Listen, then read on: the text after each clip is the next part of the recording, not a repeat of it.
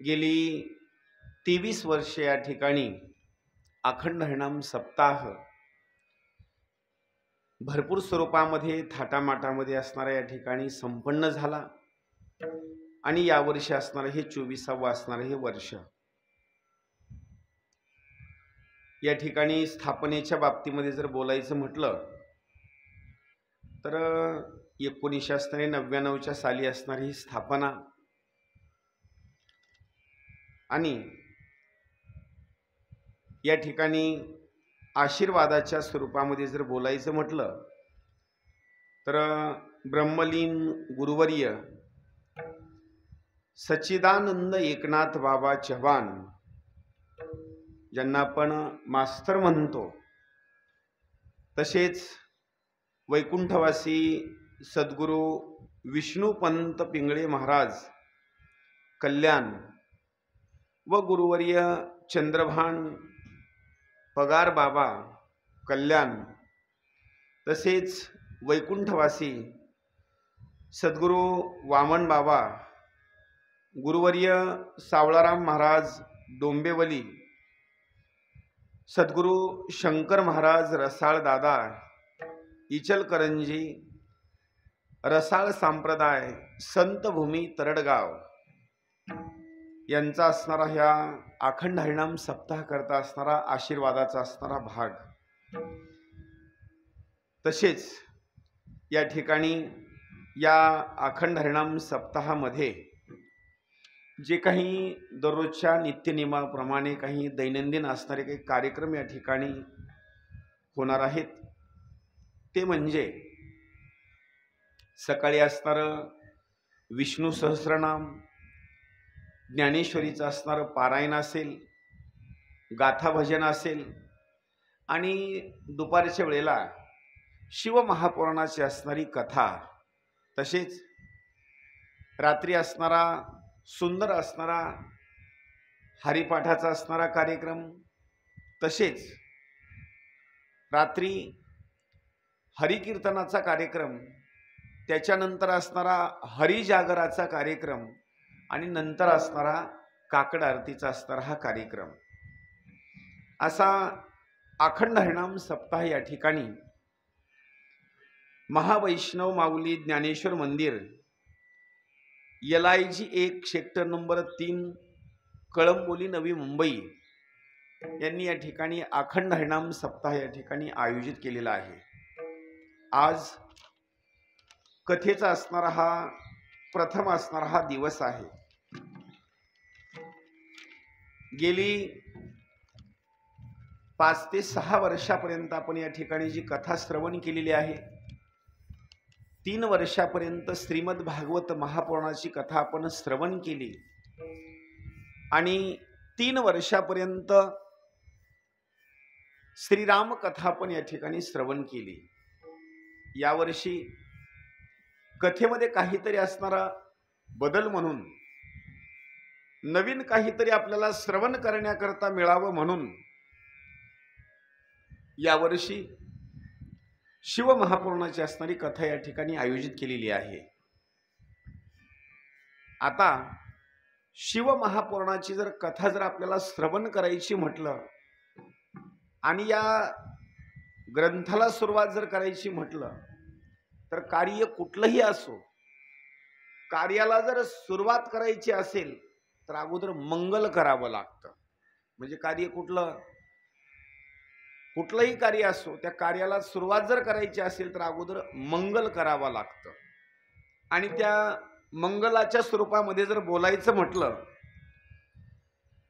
तर मंगलाची असणारी देवता जर सांगायची म्हटलं तर मंगलाची असणारी देवता म्हणजे गणपती बाप्पा. कुठलं जरी कार्य असेल तर त्या कार्याला सुरुवात करायचं म्हटलं तर सुरुवातीला अगोदर गणपती बाप्पांना असणारं वंदन करावं लागतं. आणि काही लोकांनी जर गणपती बाप्पाला जर वंदन नाही केलं तर कार्य मात्र त्या ठिकाणी निर्विघ्नपणे असणारं संपन्न होत नाही. म्हणून सुरुवातीला गणपती बाप्पांना असणार आपण या ठिकाणी वंदन करू. त्या गणपती बाप्पाचं जर वंदन जर करायचं म्हटलं तर ज्ञानेश्वरीमध्ये सुद्धा माऊलींनी वर्णन केलेलं आहे त्यांचं. ओम नमोजी आद्या वेद प्रतिपाद्या जय जय स्वसंवेद्या आत्मरूपा. पुढे वर्णन करत असताना सांगितलं, देवा तुची गणेशू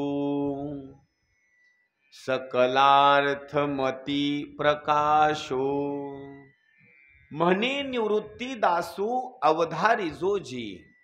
म्हणजे सुरुवातीला जर वंदन करायचं असेल तर गणपती बाप्पांना, माऊलींनी सुद्धा ज्ञानेश्वरीमध्ये गणपती बाप्पांना असणारं वंदन केलं.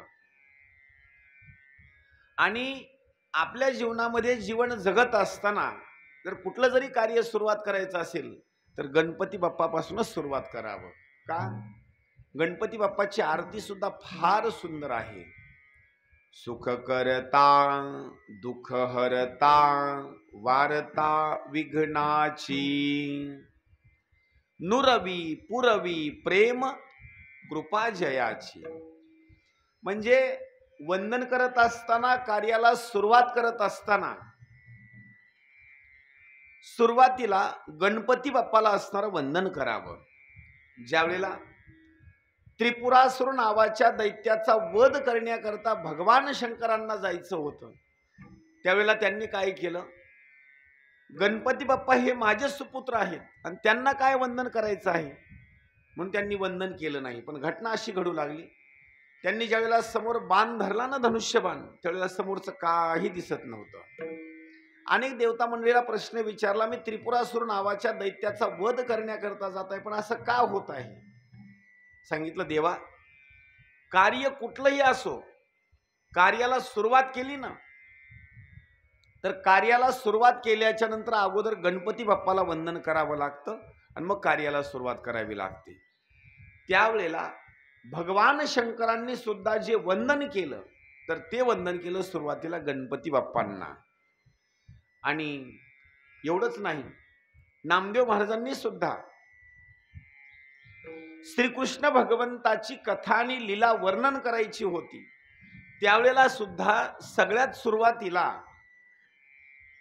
कृष्णाची लीला वर्णन करत असताना, लिहित असताना, सांगत असताना अगोदर गणपती बाप्पाला वंदन केलं. एक सुंदर असणारा तो अभंग लिहिलेला आहे नामदेव महाराजांनी.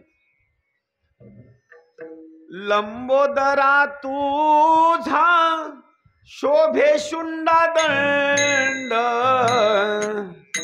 लंबोदरा तुझा शोभे शुंडा दंड, लंबोदरा तुझा शोभे शुंडा दंड, लंबोदरा तुझा शोभे शुंडा दंड.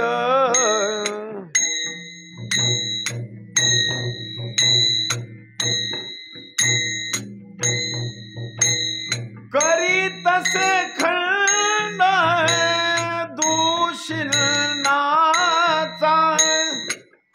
करी तसे खंड दूषणाचा, चतुर्थ आयुध शोभताती हाती, चतुर्थ आयुध शोभताती हाती.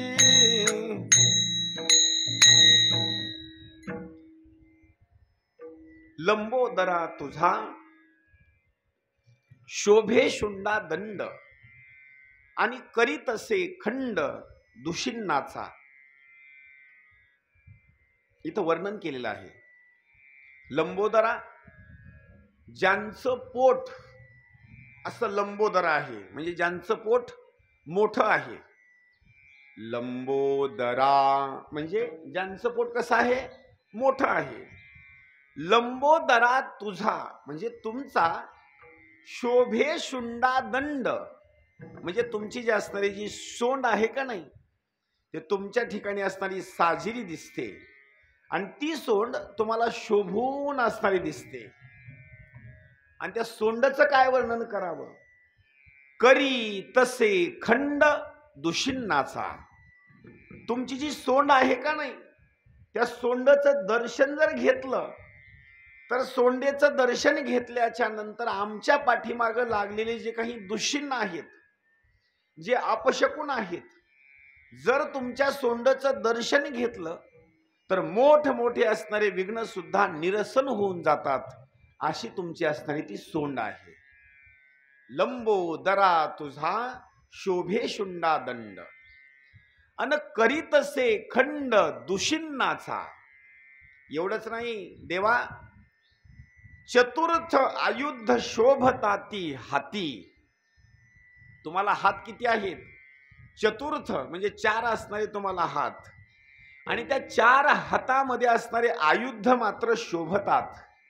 पहा, गणपती बाप्पाकडे जर आपण जर पाहिलं ना, कोणत्या हातामध्ये असणारा मोदक आहे, कोणता असणारा हात असा आपल्याकरता दर्शन घेतल्याच्या नंतर आशीर्वाद देण्याकरता आहे, कोणत्या हातामध्ये असणारं पद्म आहे, किंवा कोणत्या हातामध्ये असणारा अंकुश आहे. एवढंच नाही, कोणता हात आशीर्वाद देतो, पद्म असणारा आहे, मोदक आहे, कोणत्या हातामध्ये परशु आहे, आणि एवढे असणारे आयुध तुमच्या हातामध्ये आहेत. आणि हे आयुध तुमच्या हातामध्ये मात्र शोभून दिसतात. चतुर्थ आयुध शोभताती हाती. आणि हे 4 असणारे आयुध तुमच्या हातामध्ये शोभतात तर शोभतात, पण काय हे आयुध करतात? तर भक्ताला रक्षिती निरंतर. हे 4 असणारे आयुध भक्ताचं असणारं रक्षण करण्याकरता आहेत. आपण ज्यावेळेला गणपती बाप्पाकडे दर्शनाला जातो ना, दर्शनाला गेल्याच्या नंतर संकट जर असेल, एखादी विनंती जर केली, मागणी जर मागितली, तर गणपती बाप्पा आपल्याकरता काय करतात? तर आशीर्वाद देतात. इतकंच नाही, एखाद्या भाविक भक्तानं जर प्रसाद म्हणून त्यांच्याकरता जर मोदक अर्पण केला, तर त्या मोदकाचा सुद्धा असणारा स्वीकार करतात. एवढंच नाही, एखाद्या भक्तावर जर संकट आलं आणि ते संकट जर निरसन होत नसेल, एखादा दुष्ट व्यक्ती असेल, राक्षस असेल, तर त्या राक्षसाचा अंत करण्याकरता गणपती बाप्पांनी आपल्या हातामध्ये परशु ठेवलेला आहे. परशु म्हणजे कुऱ्हाड. हे भगवंतांनी 4 असणारे आयुध भक्ताचं रक्षण करण्याकरता असणारे ठेवलेले आहेत. एवढंच नाही, त्या गणपती बाप्पाच्या उंदराचं सुद्धा वर्णन केलेलं आहे. भव्य रूप तुझे उंदीर वाहना. तुमचं जे वाहन आहे का नाही, तर हे वाहन म्हणजे उंदीर आहे. आता आपण पाहत असताना उंदराकडं कमी दृष्टीनं पाहतो, त्याला कमी लेखतो, पण त्या उंदराचं वर्णन तर असं केलेलं आहे, उंदीर म्हणजे साधारण नाही बरं का. उंदीर म्हणजे साक्षात स्वरूपामध्ये क्रौच नावाचा गंधर्व आहे. आणि हा गंधर्व गणपती बाप्पाचा असणारं वाहन आहे. भव्य रूप तुझे उंदीर वाहना, आणि नमन चरणा करीतसे. तुमच्या चरणकमलाच्या जवळ असणारा उंदीर येऊन काय करतो? नमन करतो. एवढंच नाही, ऋण झुन पायी वाजताती वाळे. गणपती बाप्पाच्या पायामध्ये असणारे वाळे आहेत, आणि ते वाळे मात्र असे सारखे वाजतात. नामदेव महाराज वर्णन करतात, ऐकोनी भुलले मन माझे. त्या पायाचा असणारा आवाज आम्ही ऐकल्याच्या नंतर आमचं मन असणारं मोहून जातं. एवढंच नाही, गणपती बाप्पाचं नाव घेतल्याच्या नंतर तुझे नाम घेता दोष जळताती, अन कळी काळ कापती तुझ्या नामे. गणपती बाप्पाचं नाव जर घेतलं ना, तर त्यांचं नाव घेतल्याच्या नंतर कळीकाळ सुद्धा असणारा असा थरथर थरथर थरथर असणारा असा कापतो. म्हणून या ठिकाणी कार्याला असणारी सुरुवात करायची आहे, आणि कार्याला सुरुवात करत असताना मग मात्र गणपती बाप्पाचं असणारं वंदन आहे, आणि गणपती बाप्पाचं असणारं वंदन असल्याच्या नंतर कार्याला असणारी सुरुवात आहे. म्हणून पहिलं जर वंदन कोणाला करायचं ठरलं, तर पहिलं वंदन करायचं गणपती बाप्पांना. आता दुसरं वंदन जर कुणाला करायचं ठरलं तर मंगलाची दुसरी जर देवता कोणती असेल तर मंगलाची दुसरी असणारी देवता सांगितलेली आहे ती म्हणजे माता सरस्वती.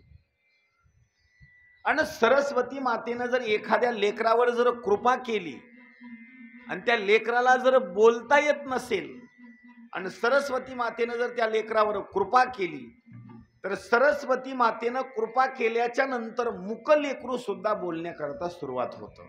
पण कृपा कोण करायला पाहिजे? सरस्वती मातेनं कृपा करायला पाहिजे. आता लक्षात घ्या बरं का, तुम्ही आहेत, मी तुमच्या समोर आता इथं माझ्या मुखानं बोलतो. एखादा प्रश्न तुम्हाला विचारला तर तुम्ही त्याचं उत्तर देता, म्हणजे तुम्ही सुद्धा बोलता. आता हे जे आपण बोलतो का नाही, याची भूमिका आहे का अगोदर? लहानपणी आपल्यावर जर कृपा कुणा केली असेल तर बोलण्याकरता कृपा दुसरं तिसरं कुणीच केली नाही. आपल्याला जी बोलता येतं हे आपल्या वाणीवर जर कुणा कृपा केली असेल तर माता सरस्वतीनं आपल्यावर कृपा केलेली आहे. आणि ज्यांच्यावर माता सरस्वतीची अवकृपा झालेली आहे त्यांना बोलता येत नाही बरं का. आता सुद्धा काही लोक बोलत बोलत म्हणतात, अहो त्यांना तुम्ही काही प्रश्न विचारू नका, त्यांना काही बोलता येत नाही किंवा काही येत नाही. म्हणजे ते कसे आहेत? मुकेच आहेत. त्यांना काही पाणी जरी मागायचं म्हटलं ऊ ऊ बस, त्यांना बोलता येत नाही. जर त्यांना जेवण करायचं म्हटलं तर त्यांना असं करावं लागतं, मला भूक लागली बरं जेवण करायचं. म्हणजे मुके जे माणसं आहेत त्यांना काही बोलता येत नाही. आणि काकड आरतीमध्ये तर आणखी एक वर्णन केलं आहे, सरस्वती मातेची अवकृपा झाल्याच्या नंतर एक बोलता येत नाही. आणि काही भाग सांगितलेला आहे न बोलता येण्याचं कारण, मुका झालो वाचा गेली, होतो पंडित महाज्ञानी, दश ग्रंथ षडशास्त्र पुराणी, चारी वेद मुखोद्गत वाणी, अन गर्वामध्ये झाली थोर हानी. माणूस का मुका होतो? अहो मुका होण्याचं कारण म्हणजे माणसाच्या जवळ जर गर्व आला, ज्ञान भरपूर झालं आणि ज्ञान झाल्याच्या नंतर गर्व झाल्याच्या नंतर सगळ्याची निंदाच करायलेला आहे, मग असं समजायचं गर्वामध्ये झाली थोर हानी. हे वाणी देवानं दिली म्हणजे कशा करता? दुसऱ्या कामा करता दिली नाही बरं का. एक म्हणजे देवाचं नामचिंतन करणे. दुसरा माणूस जर आपल्याला व्यवस्थित बोलला तर आपण सुद्धा त्याला असणारं व्यवस्थित बोलणे. ही वाणी म्हणजे कुणासोबत काही भांडण खेळण्याकरता दिली नाही किंवा काही नाही. ही वाणी देण्याचं जर कारण काय असेल तर मुखी वाणी, कानी कीर्ती आणि डोळे मूर्ती देखावया. वाणी कशा करता दिली? देवाचं नामचिंतन करण्याकरता असणारं वाणी दिली. नंबर 2, कान कशा करता दिले? काही लोक म्हणतील मोबाईलचे हेडफोन मध्ये टाकण्याकरता कान दिले असतील. मोबाईलचे हेडफोन टाकण्याकरता कान दिले नाहीत. हा माझा भक्त माझी कीर्ती कुठंतरी श्रवण करील म्हणून कान असणारे दिले. मुखी वाणी, कानी कीर्ती. डोळे कशा करता दिले? काही लोक म्हणतील मग टीव्ही पाहण्याकरता दिले, मोबाईल पाहण्याकरता दिले असतील.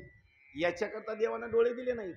हे जे डोळे आहेत ना, कुठं जर आळंदीला गेला, कधी पंढरपूरला गेला, भीमाशंकरला गेला, कुठं देवाला गेला, देवीला गेला तर डोळे भरून या पाहीन तुझे मुख. या डोळ्यानं काय करायचं? हे देवानं जे डोळे दिलेत आपण डोळे भरून असणारी देवाची मूर्ती पाहावी म्हणून देवानं आपल्याकरता डोळे दिले. आता इथं ज्यांच्यावर सरस्वती मातेची अवकृपा झालेली आहे ते लेकरं मात्र कधी सुद्धा बोलत नाहीत बरं का. एवढंच नाही, साधू संताची निंदा केली, एवढंच नाही, पुन्हा हरिभक्ताची स्तुती नाही केली. कधी साधू संताची असणारी निंदा केली, हरिभक्ताची स्तुती करायला पाहिजे होती पण त्यांची स्तुती केली नाही. एवढंच नाही, जीवा लाचावली भोजना. ही आपली जी जीभ आहे का नाही, मुक होण्याचं कारण सांगितलं बरं का. काही लोक म्हणतात स्वयंपाकच खराब होता, भाजीच बरोबर नव्हती, मीठच त्याच्यामध्ये कमी होतं, असंच होतं तसंच होतं. याचं कारण सांगतो. कुठलं जरी अन्न आपल्या सोबत जर आले ना आणि आपण कुठं जर पंक्तीला अन्न सेवन करण्याकरता बसलो, देवाचा प्रसाद जर असेल तर देवाचा प्रसाद असल्याच्या नंतर देवाच्या प्रसादाची कधी निंदा करायची नाही. तो प्रसाद म्हणून असणारा सेवन करायचा. भलं आपल्या घरी आपण पंचपक्वान्नाचा स्वयंपाक खात असेल आणि देवाच्या दरबारामध्ये जाऊन तुम्हाला नुसतं भात केलेला आहे आणि रवा म्हणजे शिरा केलेला आहे, त्याला तुम्ही निंदा करू नका. तो प्रसाद आहे देवाचा आणि तो प्रसाद म्हणून असताना त्या ठिकाणचा सेवन करायचा. म्हणून जर माणूस जर मुका होत असेल त्याला काही कारण सांगितलेले आहेत. आपण काकड आरती झाल्याच्या नंतर मुका झालो, वाचा गेली आणि होतो पंडित महाज्ञानी, याच्याकरता ते संपूर्ण असणारा अभंगच लिहिलेला आहे. कधी साधू संतांची निंदा करायची नाही. दुसरी गोष्ट, अन्नाची कधी असणारी निंदा करायची नाही. त्याच्यामुळं आपल्याला असणारं सुंदर स्वरूपामध्ये असणारं बोलता येतं. काय वर्णन करावं हे जे आपण आज बोलतो का नाही, या बोलण्यामुळं माणसं जोडता पण येतात आणि याच बोलण्यामुळं माणसं तोडता पण येतात बरं का. माणसं बोलत बोलत म्हणतात माणूस चांगला आहे हो, पण त्याला बोलायचं कळत नाही. म्हणजे ही जीभ आहे का नाही, आणि असंख्य असणारे माणसं जोडते सुद्धा आणि एका मिनिटामध्ये माणसं तोडते सुद्धा बरं का. आणि या वाणीनं बोलत असताना कधीही सांगतो, बोलत असताना कसं बोलायचं. साच आणि मवाळ, मिथले आणि रसाळ, आणि शब्द जैसे कल्लोळ अमृताचे. बोलत असताना कसं बोलायचं. साच बोलत असताना मवाळकीची भाषा असावी, म्हणजे शांत स्वरूपामध्ये बोलावं. आपण बोलत असताना समोरच्या माणसाचं मन दुखवू नये असं बोलायचं. याच्याकरता दृष्टांत सांगतो. भुंगा असेल किंवा मधमाशी असेल, भुंग्यामधला मकरंद काढून घेऊन जाते, बसते कुठं, त्या फुलावर बरं का. मकरंद काढून घेऊन जातात, मध घेऊन जातात, पण त्याची जी पाकळी असते का नाही त्या फुलाची, त्याला सुद्धा काही विजा होऊ देत नाही. किती पाकळी नाजूक असते. म्हणजे तसं माणसानं बोलायचं. आपण बोलत असताना समोरच्या माणसाचं मन कधीच दुखवू नये, इतकं साध्या आणि सोप्या भाषेमध्ये चांगल्या स्वरूपामध्ये असणारं बोलायचं.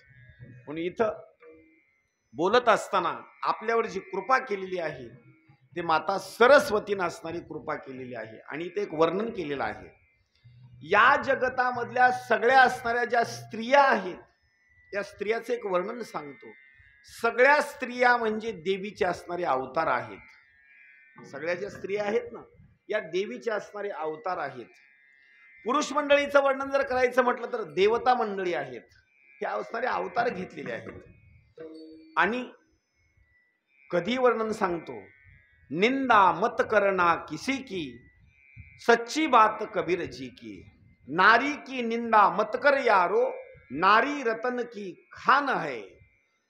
कधी सुद्धा माता भगिनीची असणारी निंदा करायची नाही. तुकोबरायांनी सांगतात, पर उपकारी नेने पर निंदा, अन पर स्त्रिया सदा बहिणी माया.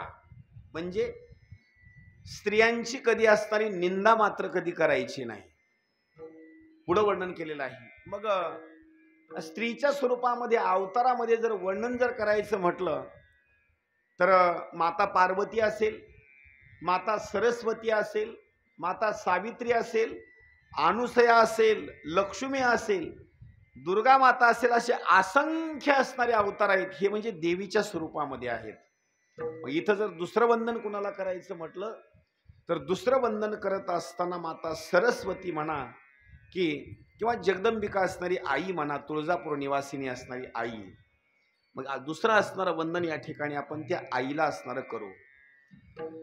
अनादि निर्गुण निर्गुण प्रगटली भवानी, अनादि निर्गुण निर्गुण प्रगटली भवानी.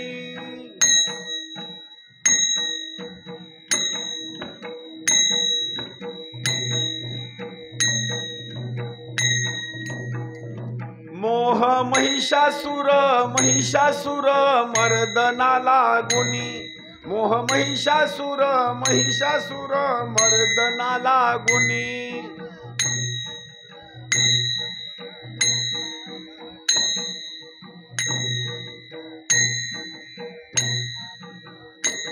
त्रिविध तापाची करावया झाडणी।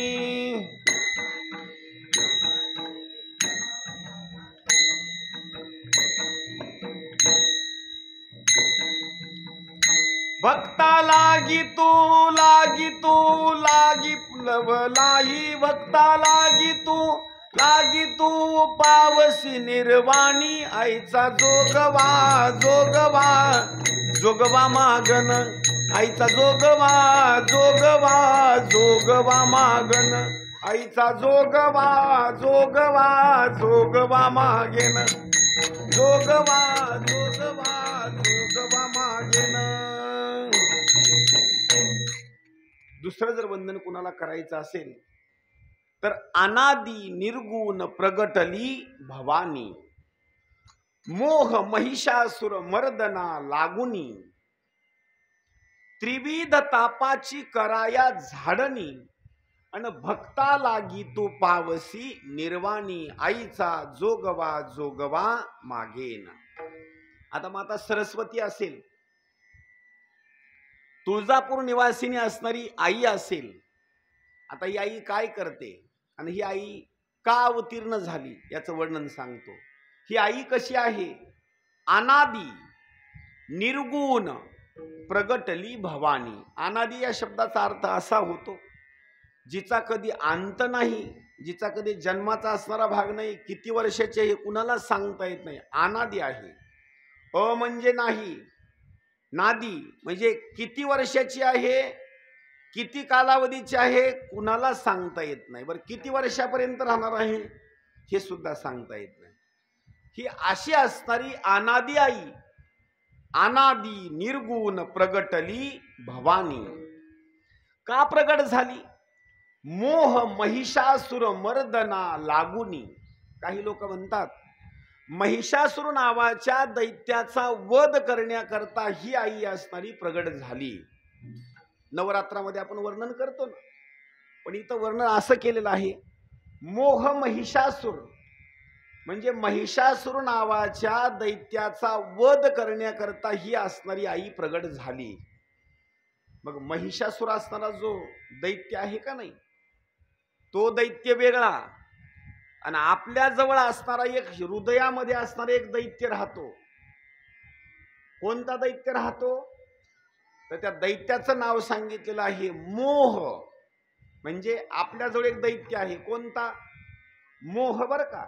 आणि हा जो दैत्य आहे शक्यतो आपल्याच्यानं त्याला मारणं होत नाहीच।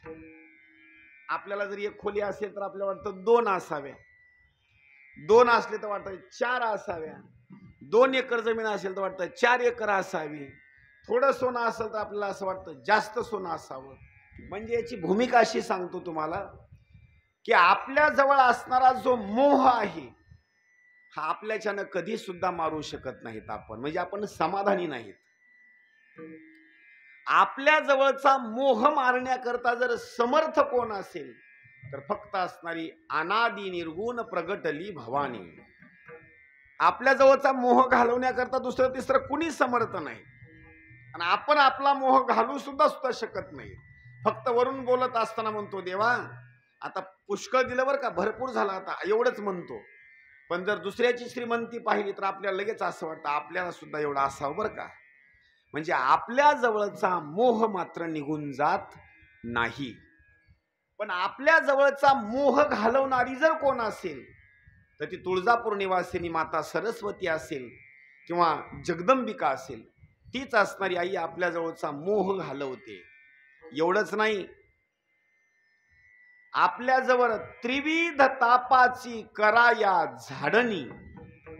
तुम्ही भरपूर वेळेला अभंग म्हणलेला असेल, गायलेला असेल, पण याचा अर्थ लक्षात घ्या बरं का। त्रिविध तापाची कराया झाडणी, पण त्रिविध ताप म्हणजे नेमकं काय हे अगोदर आहे का? त्रिविध ताप नेमकं कशाला म्हणायचं? काही लोक बोलत बोलत म्हणतील डोक्याचा ताप, लोक बोलत बोलत की म्हणतात ना बैठकीत बसल्यानंतर, सहज जर माणसाने विचारलं जरा तुम्ही टेन्शन मध्येच दिसता, ते म्हणतो काय सांगावं आणि काय नाही, डोक्याला एवढा ताप झाला का नाही, काय वर्णन करावं। एक डोक्याचा ताप काही लोकांनी प्रश्न विचारला का नाही, कशी आहे तुमची, काय नाही, सगळा आनंद आहे, पण या लेकरांचा ताप, कुणाला डोक्याचा ताप, कुणाला लेकराचा ताप, कुणी काय बोलत बोलत म्हणतं सगळा आनंद आहे पण आम्हाला दुसऱ्या लोकांचा ताप. म्हणजे ही ताप बर का, पण त्या तापाचं आणि या तापाचं या अभंगामध्ये काही घेणं देणं नाही बरं का. त्याचा अर्थ वेगळा आहे आणि याचा असणारा अर्थ वेगळा आहे. ही जगदंबिका आई 3 तापाचं असणारं निरसन करून टाकते. कोणते 3 ताप? नंबर 1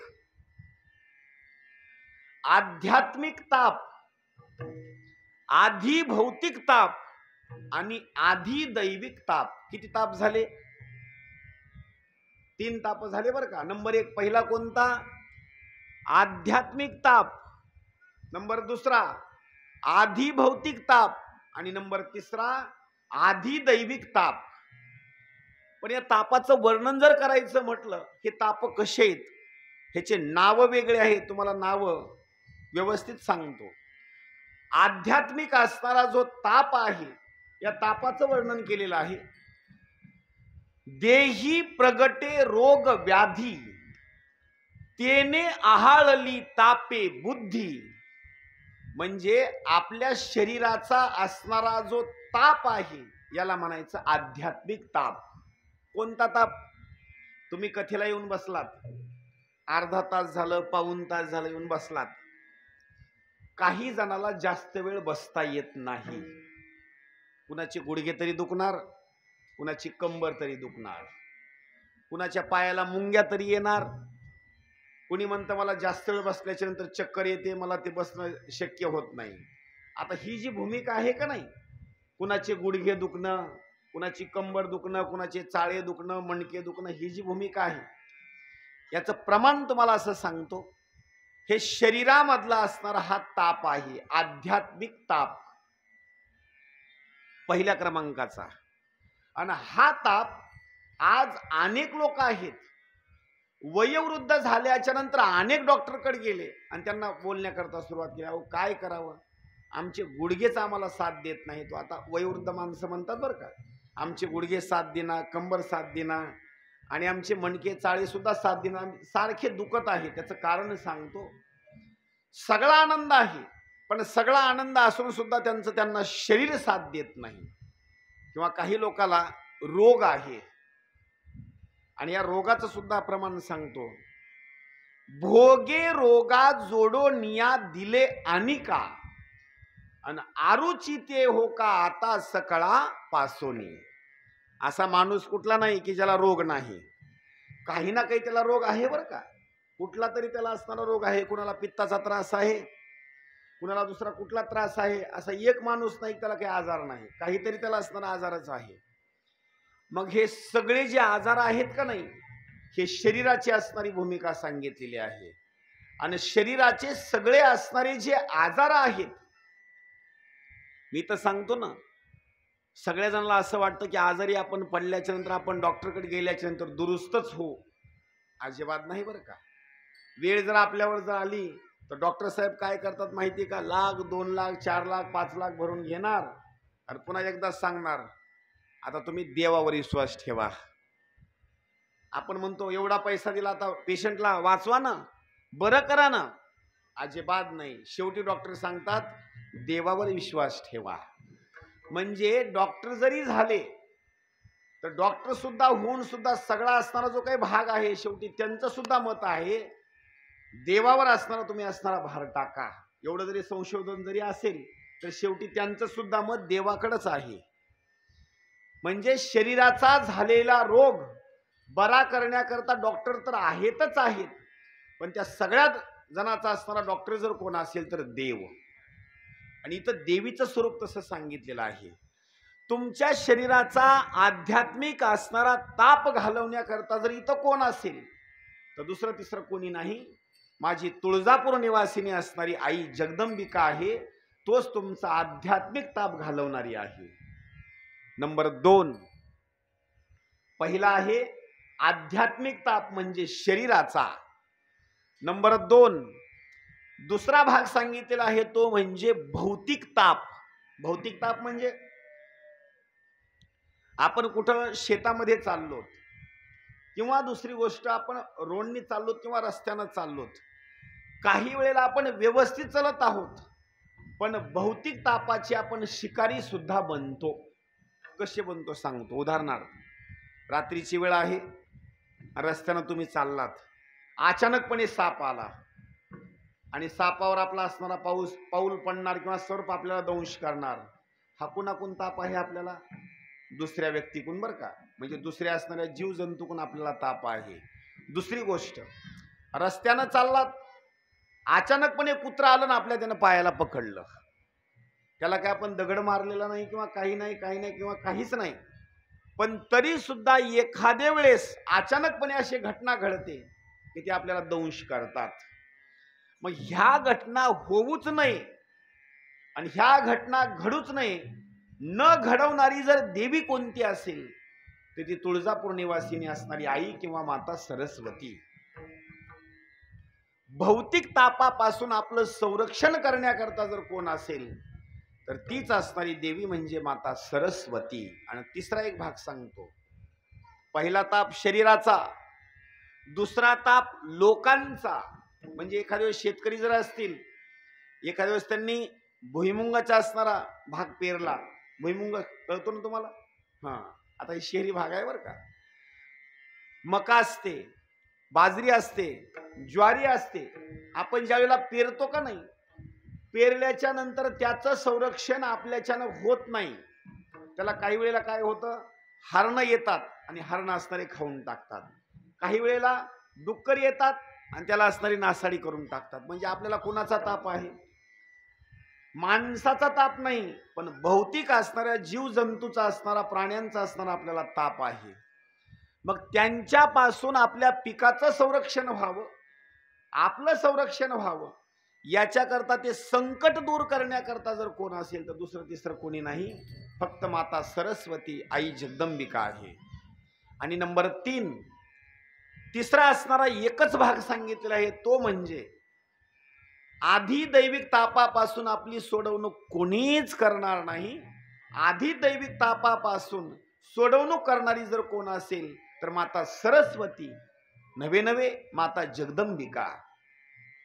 आता आधी दैविक ताप कशाला म्हणायचं? या अधिक दैविक तापामध्ये सुंदर उदाहरण पाठीमागं होऊन गेलं बरं का. वर्ष 2 वर्षाखाली जे उदाहरण झालं ना, हे सगळ्याला असताना माहिती आहे. कोणतं? करोनाचं आलेलं जे संकट आहे का नाही, कुणाला त्यानं असा फोन लावून सांगितलं का, मी येलोय बरं का, तुम्ही सावध राहा? असं कुणाला सांगितलं त्यानं? अजिबात सांगितलं नाही.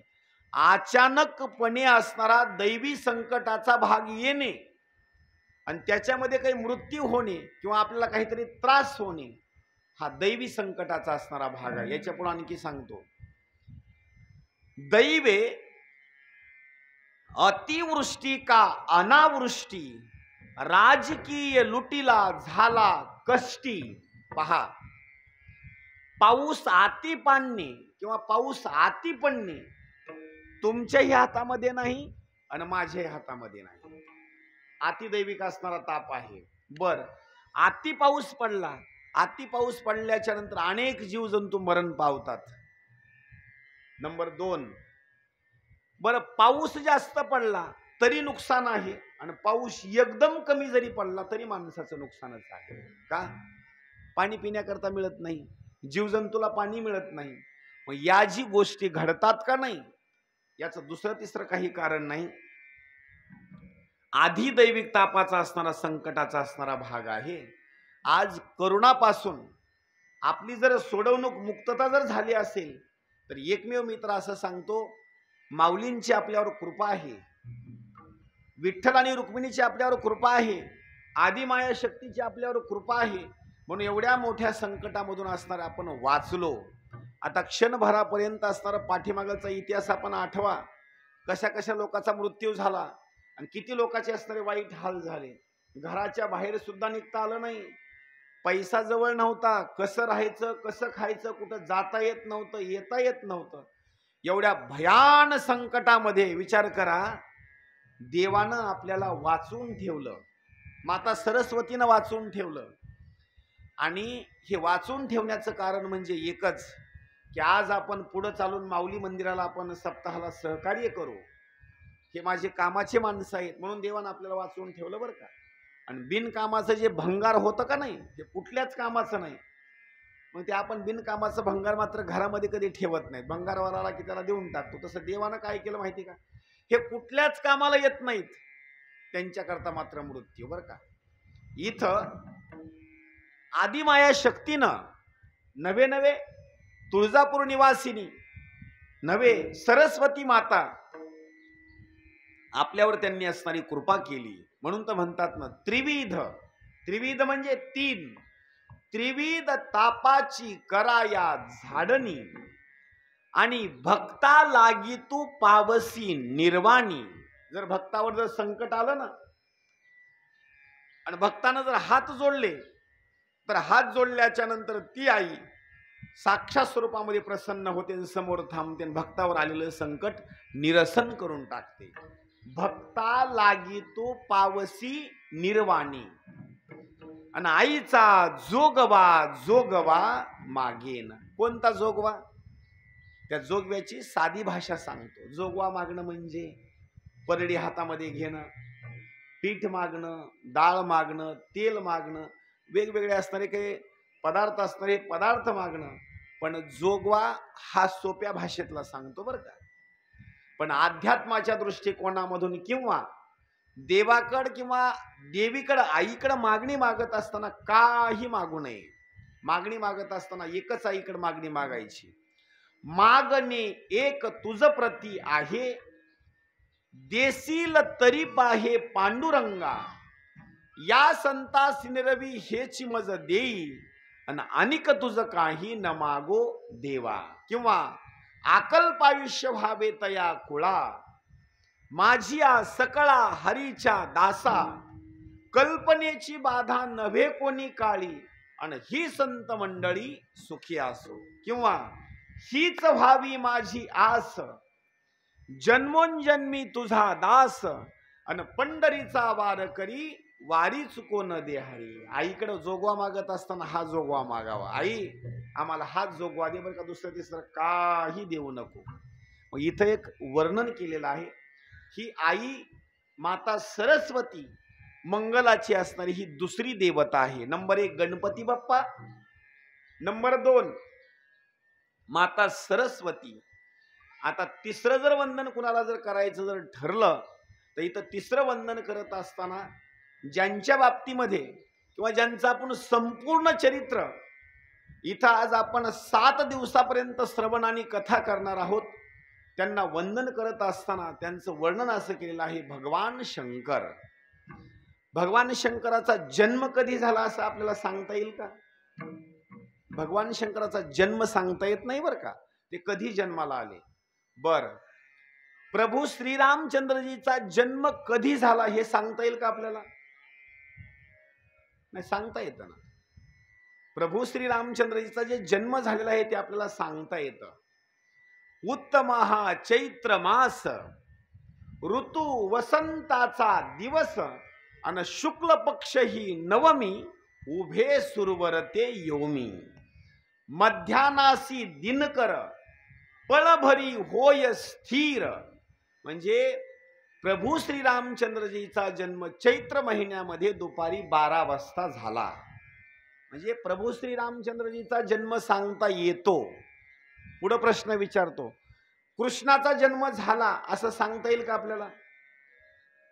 बोला, सांगता येईल का? सांगता येतो आपल्याला. कृष्णाचा जन्म कधी झाला हे सुद्धा आपल्याला सांगता येतं. दशरथे मारिला तोची होता मास, आणि वर्षा ऋतू असे कृष्ण पक्ष, वसुमान तिथी बुधवार असे, अन शुक सांगत असे परीक्षिती. कृष्णाचा जन्म कधी झाला माहिती? रात्री 12 वाजता श्रीकृष्णाचा जन्म झाला. प्रभू श्रीरामचंद्रजीचा जन्म दुपारी 12 वाजता झाला. तसा एक माझा प्रश्न आहे, भगवान शंकराचा जन्म कधी झाला असं सांगता येईल? भगवान शंकराचा जन्म सांगता येत नाही बरं का. कुठल्याही गाथ्यात पहा, पुराणामध्ये पहा, भगवान शंकराचा जन्म सांगता येत नाही. एवढंच नाही, भगवान शंकराचं वय किती आहे हे तरी कुणाला सांगता येईल? आपलं वय सांगता येतंय, आपलं वय किती आहे. जरी एखाद्या माणसानं वय झाकून जरी ठेवायचा प्रयत्न केला तरी त्याचं वय उघडं पडतं. काही लोक काय करतात, वय झाकून ठेवण्याकरता काळी मेहंदी आणायची, डोक्याला लावायची. कशा करता? वय झाकून ठेवण्याकरता. पण वरचे डोक्याचे केस काळे केले म्हणजे काय होईल? वय झाकल.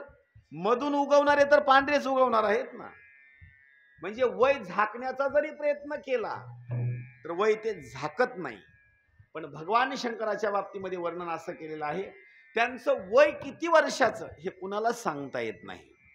आणि त्यांच्या एवढे भोळे सुद्धा देव दुसरे तिसरे कोणी नाहीत बरं का.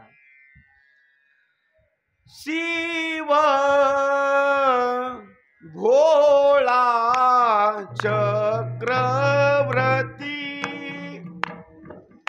शिव भोळा चक्रवर्ती. बोला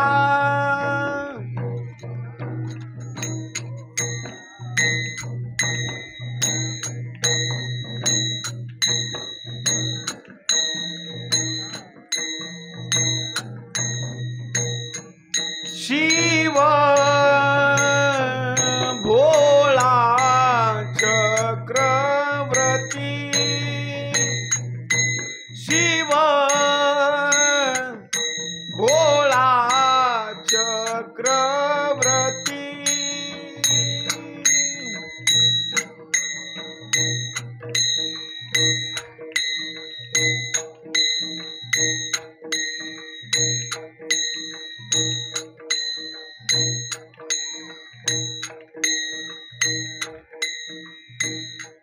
त्याचे पाय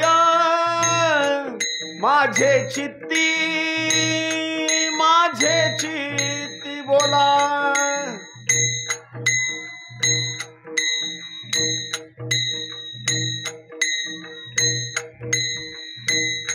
त्याचे पाय माझे चित्ती, माझे चित्ती.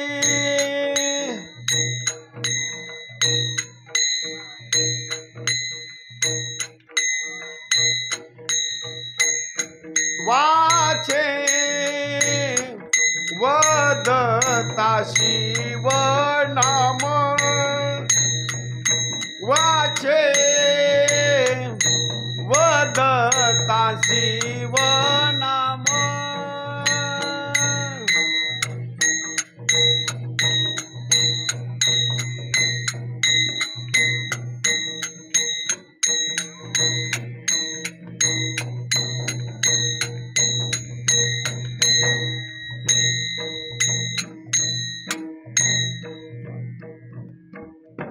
आणि अनेक देव आहेत बरं का.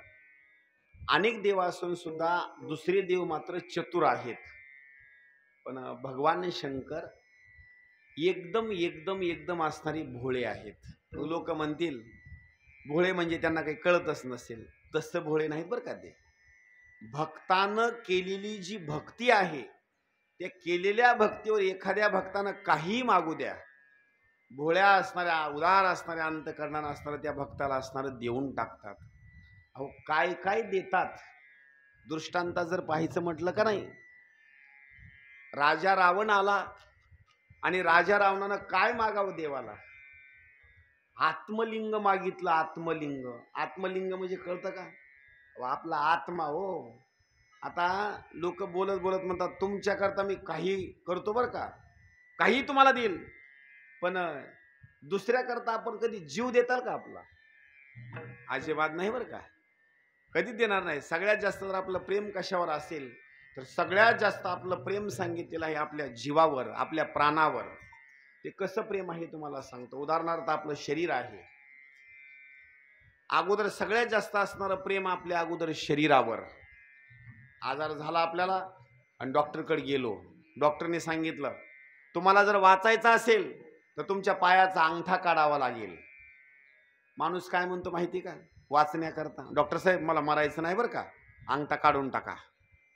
पुन्हा 15 दिवस झाले, पुन्हा डॉक्टरकडे गेलो, डॉक्टर साहेबांनी सांगितलं आता जर वाचायचं असेल तर गुडघ्यातून पाय काढावं लागेल, नाही तर तुम्ही वाचणार नाहीत. बघा माणूस काय म्हणतो, गुडघ्यातून काढून टाका आता बरं का. पुन्हा 15 दिवसांना डॉक्टरकडे गेला आणि सांगितलं, डॉक्टर साहेब आणखी मला त्रास होत आहे.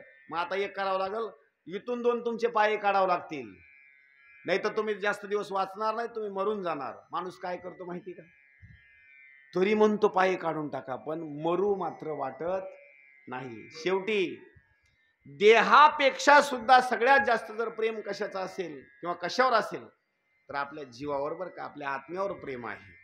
पण इथं वर्णन केलेलं आहे, राजा रावण आला आणि राजा रावणानं येऊन आत्मलिंग मागावं आणि भगवान शंकरांना आत्मलिंग देऊन टाकावं, म्हणजे किती भोळे आहेत विचार करा. याच्या पुढे आणखी सांगतो.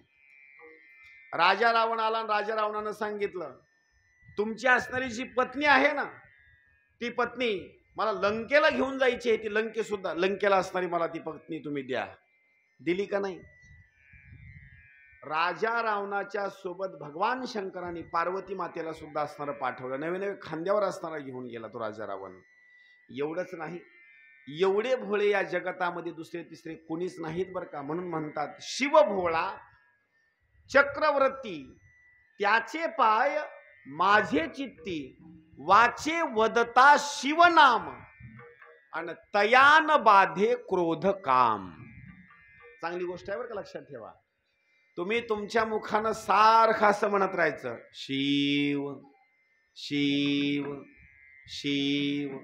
जर तुमच्या मुखानं तुम्ही सारखं शिव शिव शिव शिव शिव शिव असं जर म्हणत राहिलात ना, तर तुम्हाला कधी रागही येणार नाही.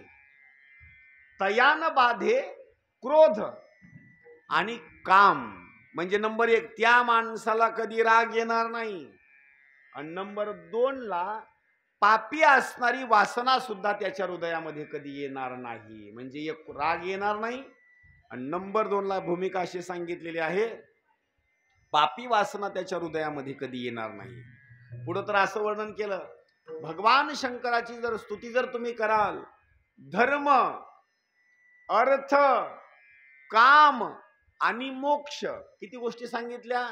4. नंबर 1 अगोदर धर्म, म्हणजे तुमच्या जवळ असणारा जो धर्म आहे का नाही, तुम्ही धर्माला सोडून अजिबात कुठं सुद्धा बाजूला जाणार नाहीत. धर्म तुमचा असणारा जो आहे का नाही, वंश परंपरेचा, त्या धर्मानुसार तुम्ही असणार वागणार. नंबर 2 अर्थ, अर्थ शब्दाचा अर्थ होतो पैसा. तुम्ही जर माझ्या भगवान शंकराची स्तुती केली आणि भक्ती जर केली तर पैसा सुद्धा तुमच्या जवळचा कधी कमी होणार नाही, पैसा सुद्धा येतच राहणार. धर्म अर्थ, तिसरा भाग सांगितला काम.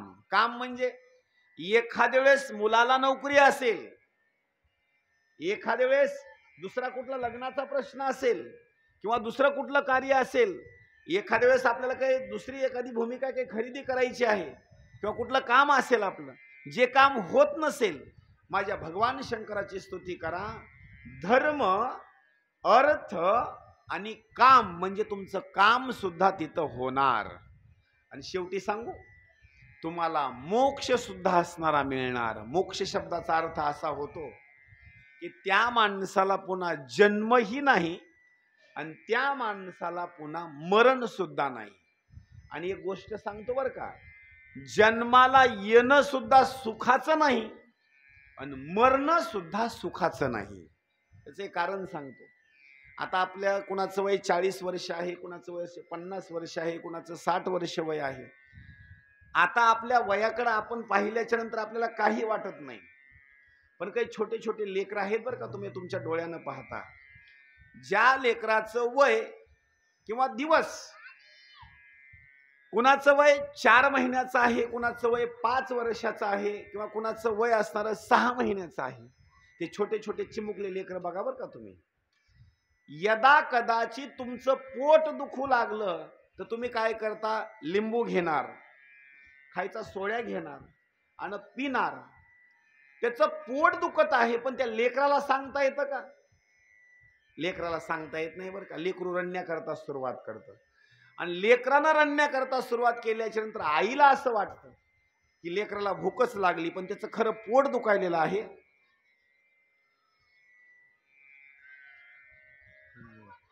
उमापती महादेव की जय, पवन पुत्र हनुमान की जय।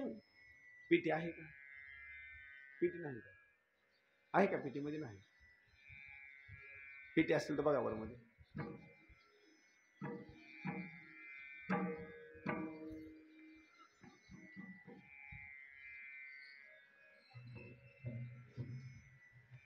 आहे का पीटी मध्ये? अरे मृदंग नाही, पीटी. पीटी आणा, पीटी आणा.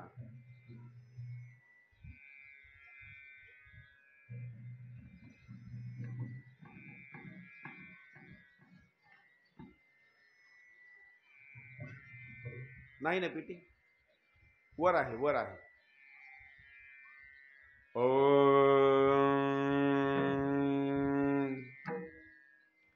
नमः शिवाय, ओम नमः शिवाय, हर हर भोले नमः शिवाय।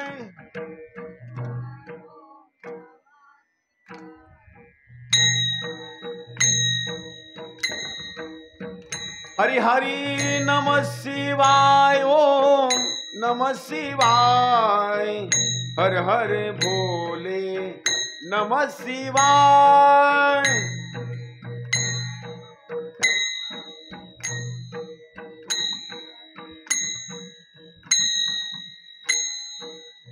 नमः शिवाय, ओम नमः शिवाय, हर हर भोले नमः शिवाय।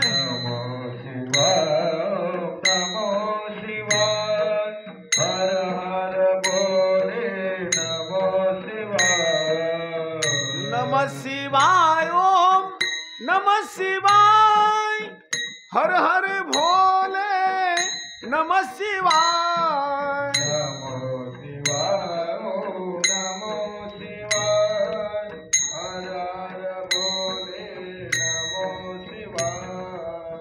नमः शिवाय, ओम नमः शिवाय, हर हर भोले नमः शिवाय।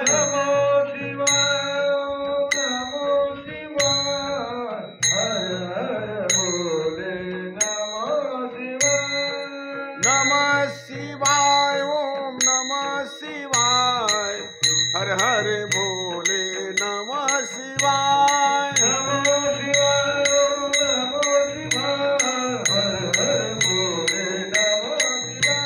नमः शिवाय, ओम नमः शिवाय, हर हर भोले नमः शिवाय।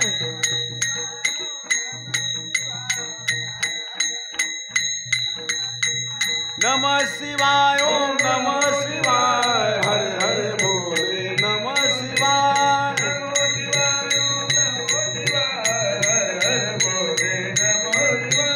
नमः शिवाय, ओम नमः शिवाय, हर हर भोले नमः शिवाय। ओम नमः शिवाय, हर हर भोले नमः।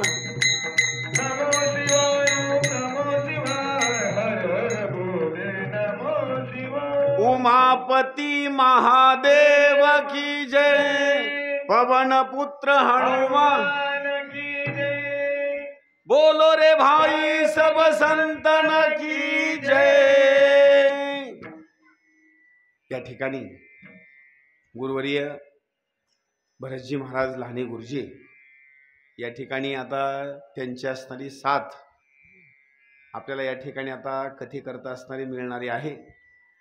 कारण त्यांनी सकाळी असताना ज्ञानेश्वरी पारायण केलं आणि ज्ञानेश्वरी पारायण केल्यामुळे त्यांना असताना थोडासा येण्याकरता उशीर झाला.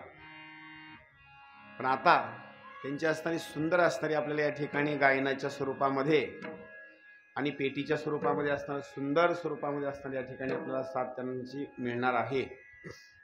आणि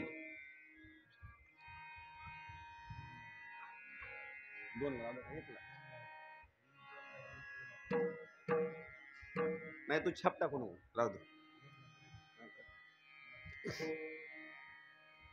आता या ठिकाणी तिसरं जे वंदन केलेलं आहे ते तिसरं वंदन सांगितलेलं आहे भगवान शंकरांना. आता चौथे एक वंदन सांगतो बरं का. कार्य सुरुवात करत असताना कुणाला वंदन करायचं. आता आपण या मंडपामध्ये बसलो. माणसामध्ये बदल आहे बरं का. भक्ती करत असताना कुणी देवीची भक्ती करतं, कुणी विष्णूची भक्ती करतं, कुणी भगवान शंकराची करतं, कुणी रामाची करतं, कुणी विठ्ठलाची करतं, कुणी कृष्णाची करतं, कुणी भगवान शंकराची करतं. आणि भक्तामध्ये भांडणं आहेत बरं का. हा भक्त म्हणतो माझा देव श्रेष्ठ, तो भक्त म्हणतो माझा देव श्रेष्ठ. भक्तामध्ये भांडणं आहेत. पण इथे एक सुंदर वर्णन केलेलं आहे. सगळ्या भक्ताचे भांडणं बंद होण्याकरता देवानं एक अवतार घेतला. कोणता अवतार माहिती का? दत्तात्रय भगवंताचा. तो दत्तात्रय भगवंताचा अवतार असा आहे, ब्रह्मदेव सुद्धा त्याच अवतारामध्ये, विष्णू सुद्धा त्याच अवतारामध्ये आणि भगवान शंकर सुद्धा त्याच अवतारामध्ये. म्हणून त्या दत्तात्रय भगवंताला सुद्धा असणार आपण वंदन करू. मी समोर भजन म्हणतो, सगळ्या टाळी वाजून पाठीमाग म्हणायचं. दिगंबरा दिगंबरा श्रीपाद वल्लभ दिगंबरा.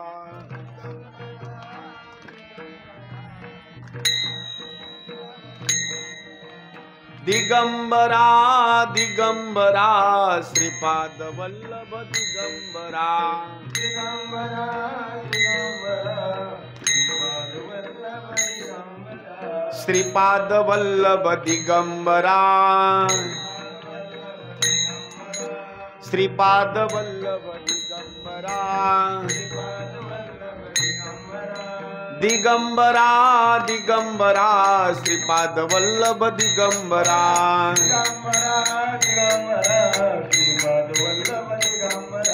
दिगंबरा दिगंबरा श्रीपाद वल्लभ दिगंबरा.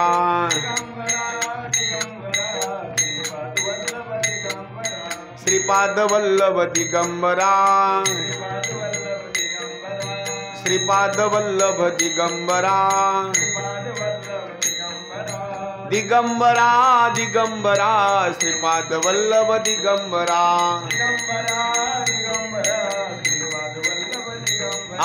दिगंबरा दिगंबरा श्रीपाद वल्लभ दिगंबरा.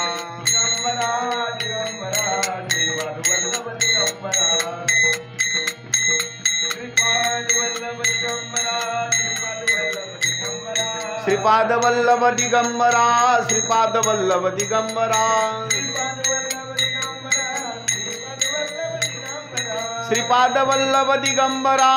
श्रीपाद वल्लभ दिगंबरा. श्रीपाद वल्लभ दिगंबरा. श्रीपाद वल्लभ दिगंबरा.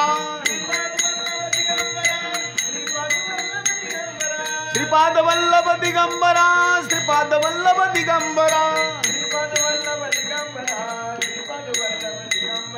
श्रीपाद वल्लभ दिगंबरा. श्रीपाद वल्लभ दिगंबरा. दिगंबरा दिगंबरा श्रीपाद वल्लभ दिगंबरा. दिगंबरा दिगंबरा श्रीपाद वल्लभ दिगंबरा. दिगंबरा दिगंबरा श्रीपाद वल्लभ दिगंबरा. दिगंबरा दिगंबरा श्रीपाद वल्लभ दिगंबरा. दिगंबरा दिगंबरा दिगंबरा दिगंबरा. उमापती महादेव की. या ठिकाणी वंदन जर कोणाला करायचं ठरलं तर वंदन करत असताना दत्तात्रय भगवंताला असणारं वंदन करायचं. का? दत्तात्रय भगवंताला वंदन केलं ना तर ब्रह्मदेवालाही वंदन पोचिती झालं. दत्तात्रयाला वंदन केलं, भगवान विष्णूलाही पोचिती झालं. आणि दत्तात्रय भगवंताला वंदन केलं, भगवान शंकरालाही असणारं पोचिती झालं. तिन्ही देव जैसे परब्रह्मी.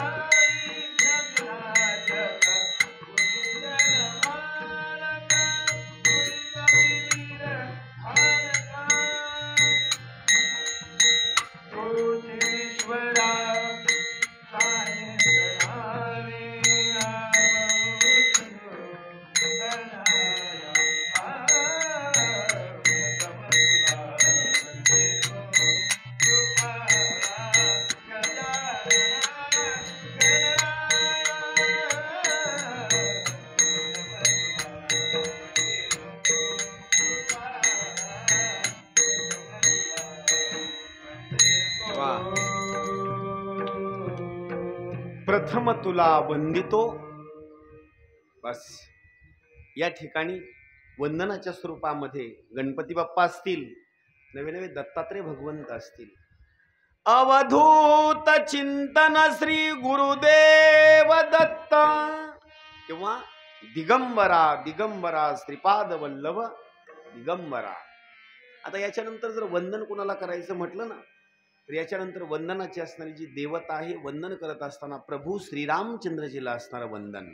का? जर आपण भजन सुरुवात करायचं म्हटलं तर अगोदर काय करतो?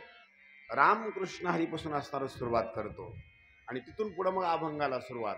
अगोदर राम जय राम जय जय राम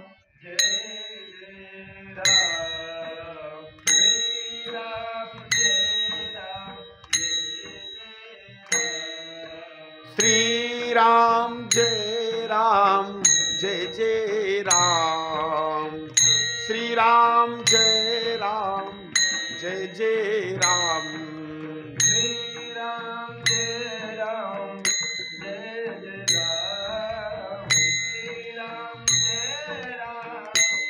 जय राम श्री राम जय राम जय जय राम श्री राम जय राम जय जय राम श्री राम जय राम जय जय राम श्री राम जय राम जय जय राम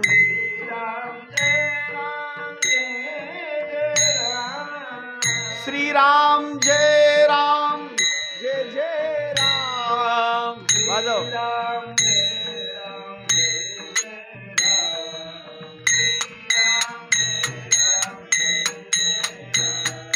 श्री राम जय राम जय जय राम श्री राम जय राम जय जय राम श्री राम जय जय राम जय जय राम जय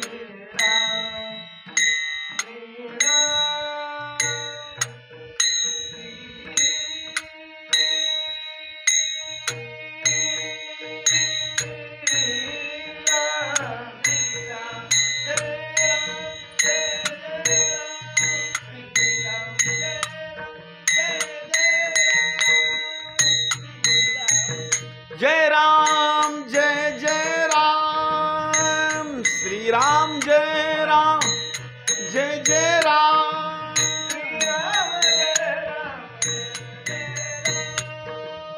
श्री राम जय राम जय जय राम श्री राम जय राम जय जय राम श्री राम जय राम जय जय राम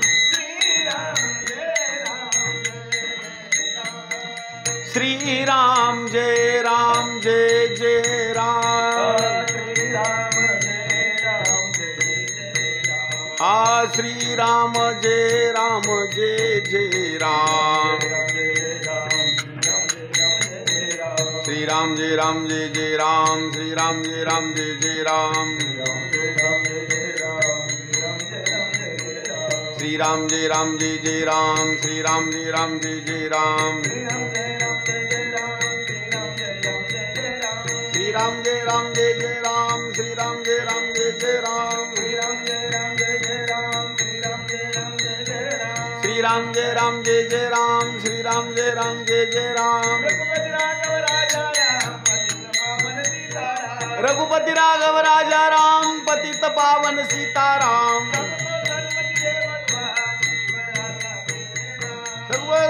देव भगवान ईश्वर अल्लाह देव भगवान श्री राम जय राम जय जय राम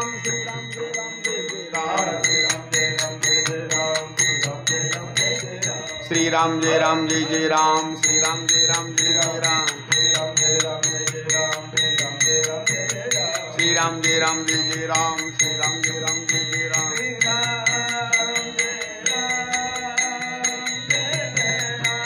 श्री राम जय जय राम जय जय राम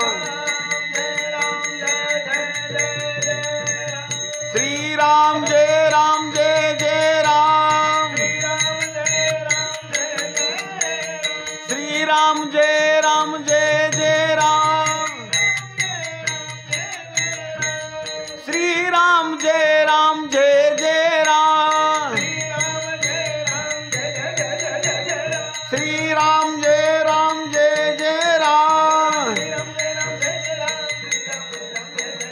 श्रीराम जय राम जय जय राम श्रीराम जय राम जय जय राम जय राम जय जय जय जय वा.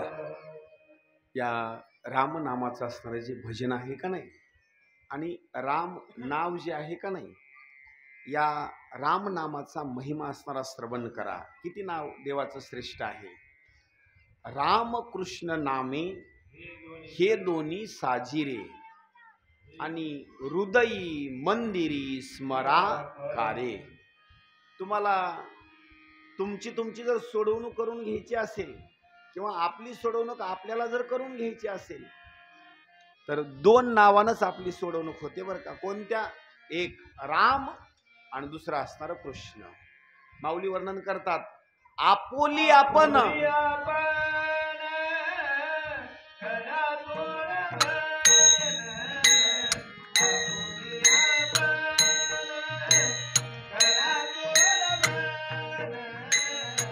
आपोली आपण करा सोडवन.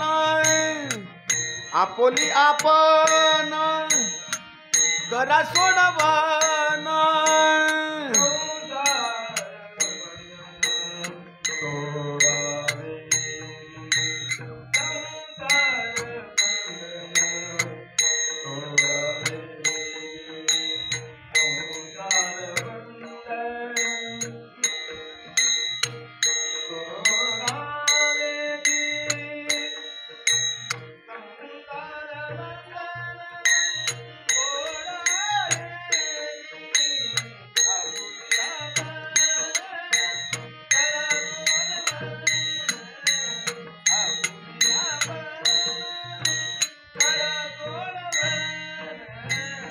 संसार बंधन तोडावी गी.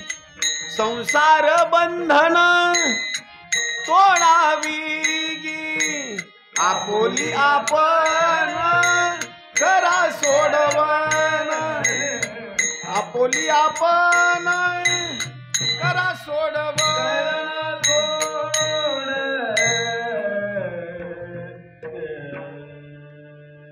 आता सांगतो, काही लोक बोलत बोलत म्हणतील, महाराज तुम्ही तर सांगता आपोली आपण करा सोडवन आणि संसार बंधन तोडावे. मग आम्ही कुठं बांधलेलं आहोत? आम्ही कुठं बांधलेले आहोत? जरी तुम्ही बांधलेले जरी नसले, जरी तुम्हाला वाटत असेल बांधलेले जरी नसाल तर तुम्ही मात्र चांगले बांधलेले आहेत बरं का. काही जणांना म्हटलं का नाही चला तीर्थयात्रेला, आलो असतो हो पण घरी कोणीच नाही. कुणं बांधून ठेवलं? घरानं. दुसरा प्रश्न विचारला, चला यात्रेला, आलो असतो पण मुलाची लेकरं सांभाळायलाच कोणी नाही. हे सगळे कामाला बाहेर जाते, ते लेकरं सांभाळायला आम्ही. म्हणजे तुम्हाला बांधून ठेवलेलं आहे बरं का. आणि जर यांना जर सोडवणूक करायची असेल तर ह्याच्याकरता दोनच नामं सांगितले. नंबर एक राम आणि नंबर दुसरा असणार म्हणजे कृष्ण.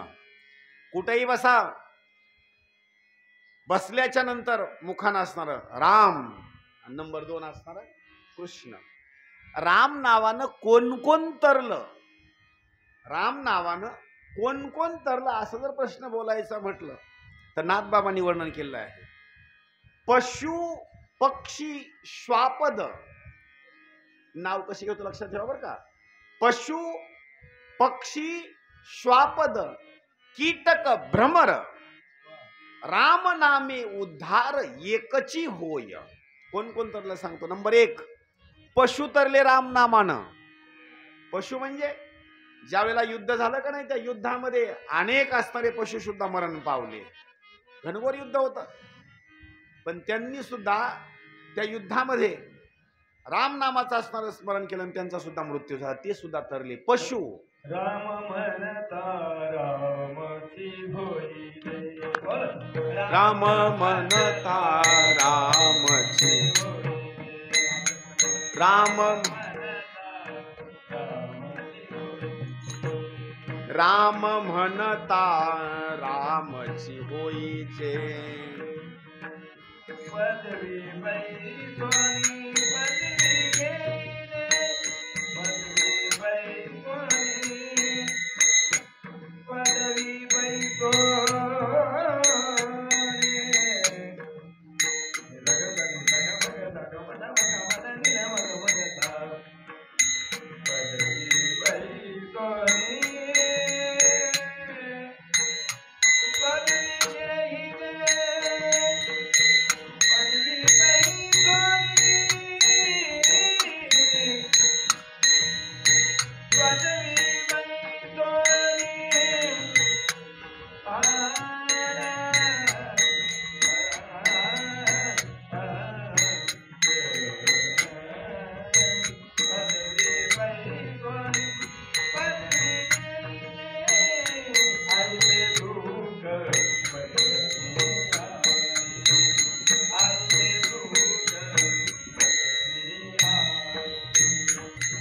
ते सुख पदवी पाहिजे बैसोनी पदवी घ्यायचे आ आ आ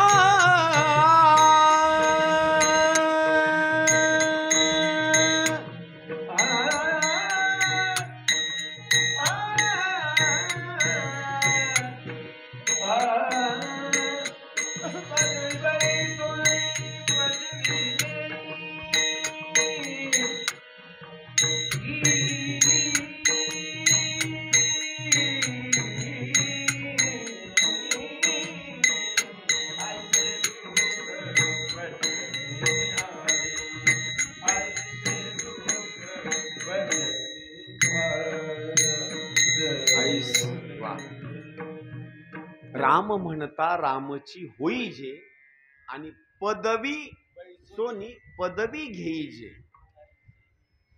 तुम्ही जर राम नावाचं नाव जर घेतलं ना तर तुम्ही राम रूपच व्हाल. हा, रामाचं नाव घेतलं कौशल्यानं, हा, झाली राम रूप कौशल्या माऊली. नाव कोणी घेतलं? कौशल्यानं. कुणाचं नाव घेतलं? रामाचं. राम रूपच झाली.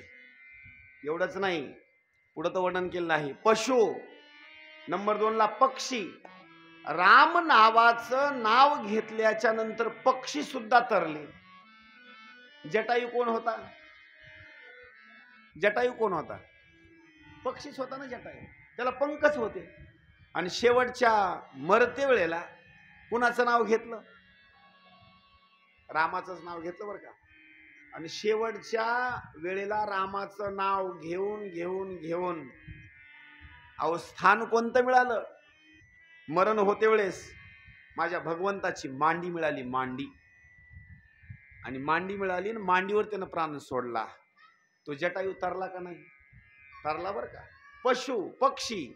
नंबर 3 श्वापद. श्वापद म्हणजे हरण. हरण सुद्धा राम नामाचं नाव घेऊन असणारे तरले. नंबर 1 पशु तरले, पक्षी तरले, हरण तरले. याच्या पुढे सांगतो कीटक. बारके बारके जे असतात ना जीवजंतू, हे सुद्धा राम नावाच्या नावानं तरले.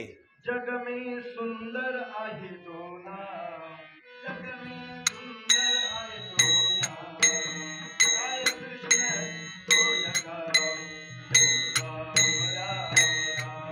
बोलो राम राम राम, बोलो राम राम राम, बोलो राम राम राम. जग में सुंदर आहे तो नाम, काय कृष्ण तो जगा, जग में सुंदर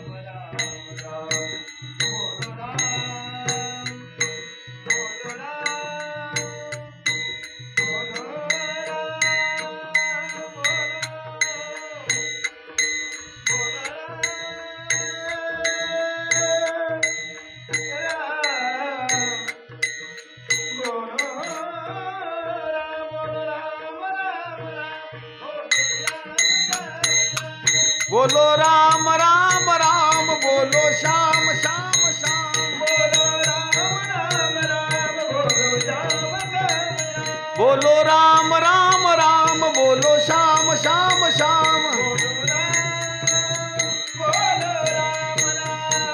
राम बोलो श्याम, बोलो राम, बोलो राम, बोलो श्याम, बोलो राम.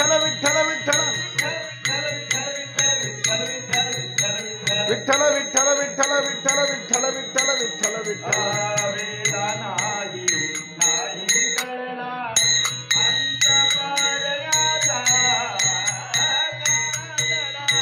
राजा पंढरीचा कानडा राजा पंढरीचा कानडा राजा पंढरीचा.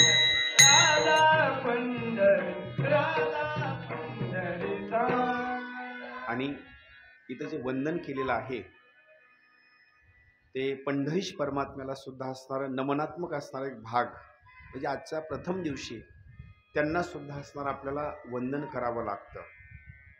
या ठिकाणी देवाच्या नंतर वंदन किंवा पंढरीश परमात्म्याच्या ठिकाणी वंदन केल्याच्या नंतर पुन्हा ग्रामदैवत असतील हनुमंतराय यांना सुद्धा असणारा वंदन. शरण शरण जी हनुमंता तुम्हा आलो रामदूता काय भक्ती जात्या वाटा मज धावाव्या सुभटा सुभटा. पुढं वर्णन केलं आहे. आळंदी हे गाव पुण्यभूमी ठाव दैवताचे नाव सिद्धेश्वर किंवा 84 सिद्धाचा सिद्ध बेटी मेळा तो सुख सोहळा काय वानू. ज्या माऊलींचं असणारं आपण या ठिकाणी मंदिर आपण बांधलं, विठ्ठल रुक्मिणीचं असणारं मंदिर आहे, त्या माऊलींना सुद्धा आपण कथा सुरुवात करत असताना अगोदर वंदन का समाधी घेतली आळंदी भोवती शोभे सिद्ध मांदी. आता माऊलींच्या नंतर जर वंदन कुणाला करायचं म्हटलं तर माऊलींनी सांप्रदायिक क्षेत्राचं असणारं पायाचं काम केलं. पुन्हा जनार्दन एकनाथ आणि भाव किंवा जनार्दन एकनाथ आणि खांब दिधला भागवत. इथं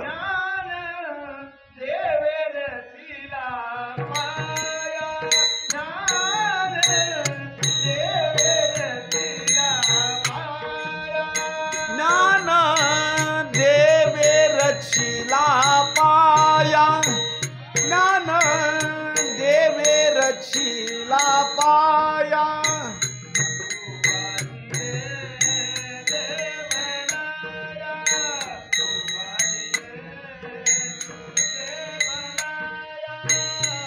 उभारिले देवालया उभारिले देवालया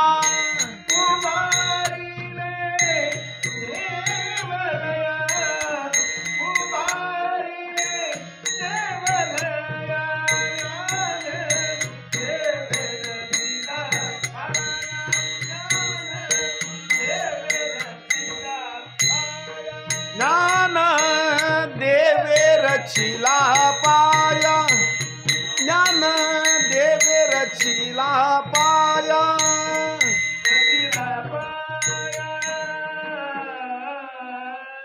माऊलींना वंदन. जनार्दन एकनाथ खांब दिधला भागवत. पुन्हा जर वंदन करायचं म्हटलं कळसाचं काम तुका झाला से तुका झाला से कळस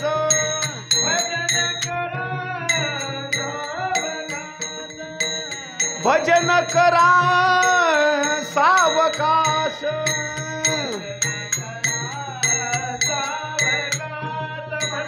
भजन करा सावकाश. भजन कसं करायचं असतं सावकाश गडबडीत नाही.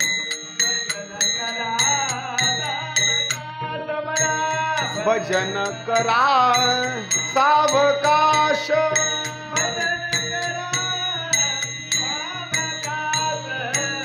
भजन करा सावकाश.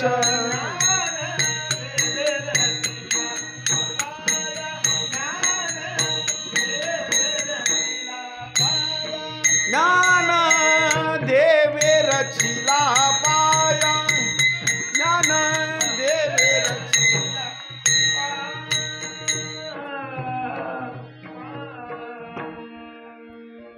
आणि या ठिकाणी तुकोबारायांना सुद्धा असणारं वंदन. याच्यानंतर वंदन जर कोणाला करायचं म्हटलं ज्यांनी सुरुवातीला हा सप्ताह सुरुवात केला त्यांना सुद्धा वंदन बरं का. कारण जुने जी मंडळी आहेत त्यांनी सप्ताहाची सुरुवात केली त्याच्यामुळं आज हे छोटे छोटे चिमुकले मुलं पुढं सुद्धा असणार या कार्याला असणारं त्यांचं सहकार्य आहे. ज्यांनी सप्ताहाची सुरुवात केली त्यांना सुद्धा असणारं या ठिकाणी वंदन. मार्ग दावोनी गेले आधी आणि दयानिधी संतते, ज्यांनी आपल्याला मार्ग दाखवला.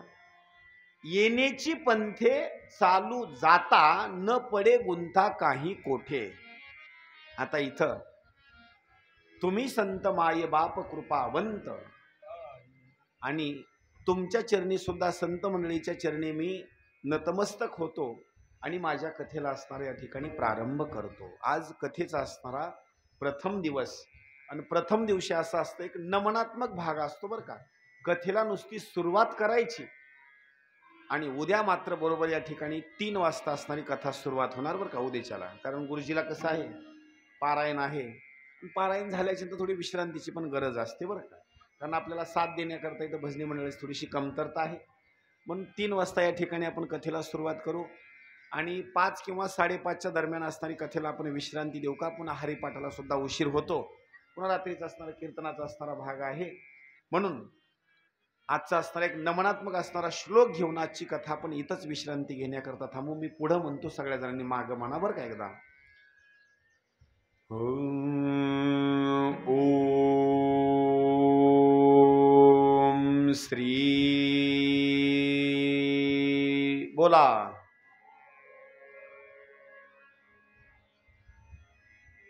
ओम श्री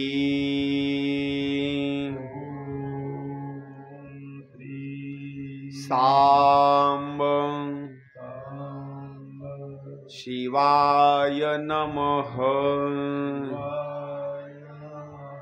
ओम श्री सांब शिवाय नमः.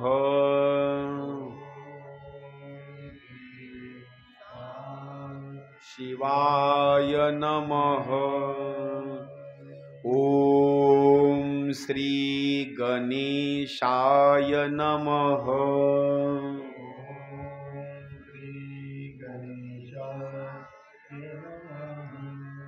श्री शिव महापुराण.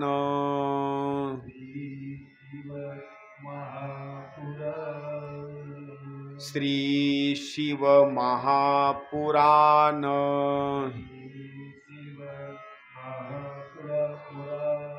महात्म्यम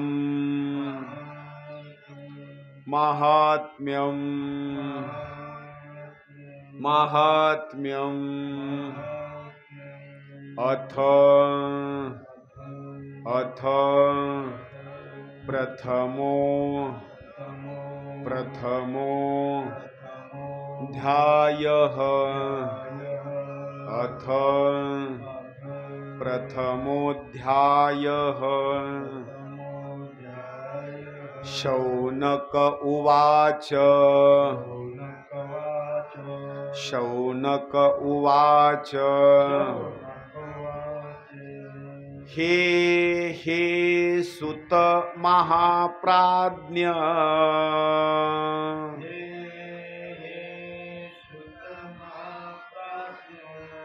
हे हे सुत महाप्राज्ञ.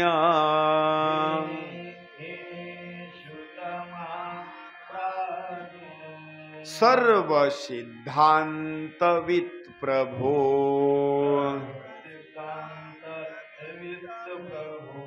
सर्व सिद्धांतवित् प्रभो. आख्याहि मे कथासारम्.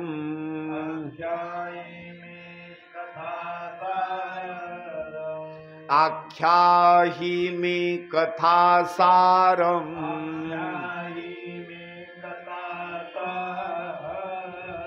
पुराणानां पुराणानां विशेषतः विशेषतः. या ठिकाणी अध्यायाला सुरुवात झालेली आहे. पहिला असणारा श्लोक आहे. नैमिषारण्यामध्ये शौनक ऋषींनी सूत महर्षींना प्रश्न विचारलेला आहे हे महाज्ञानी सूत महर्षी, तुम्ही सगळ्या सिद्धांताचे असणारे ज्ञाते